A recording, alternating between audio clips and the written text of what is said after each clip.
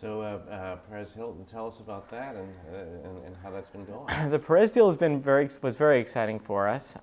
We did that actually as a partnership with our hosting company, who actually hosts Perez. It's a company called Voxel.net. They're here in New York. We're very close. We actually share office space. And they'd been doing a lot of his hosting, I think all of his hosting, and he had a deal with YouTube. And when he got upset at YouTube, I went right to the CEO of Voxel and I said, why don't we reach out and see if we can provide something. A few weeks later, they launched Perez TV. It's a pink player. It doesn't have our brand anywhere. It's the perfect demonstration of what our stuff looks like. It looks like PerezHilton.com, and that's really what we want. And they were able to get this up and running very quickly. And obviously the most important thing for them is scale. I think there are about a little over 200 sites in the US that do more traffic than Perez. This traffic is extremely spiky. And obviously we turned it on, we crossed our fingers, and everything was fine. So that was a very, very exciting and monumental deal for us. And obviously, since then, the Fast Company thing, which is today, I could hardly sleep last night. I was very, very excited. So Fast Company is doing two kinds of video. One is live stream, and I think they're currently using Quick, and I think Scoble's been pretty non-committal about it. And for the other stuff, they're using us, and the other stuff is basically content like this, that they're going out shooting, editing down, the high quality stuff that you're not going to get any motion sickness.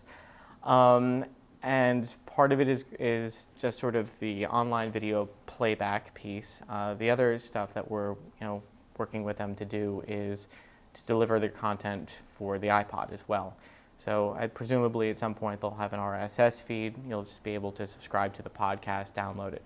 So the format comes in, and the video comes in one format, and we will repurpose it in any number of formats that they want.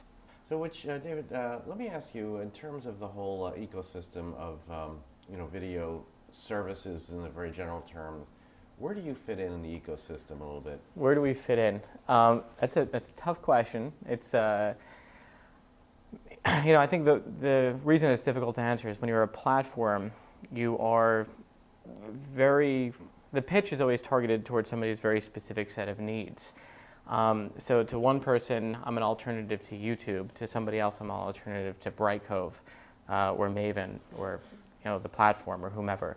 What I would say we do best and where we fit in best is for mid-high content, if you were to sort of make a pyramid of the world of content.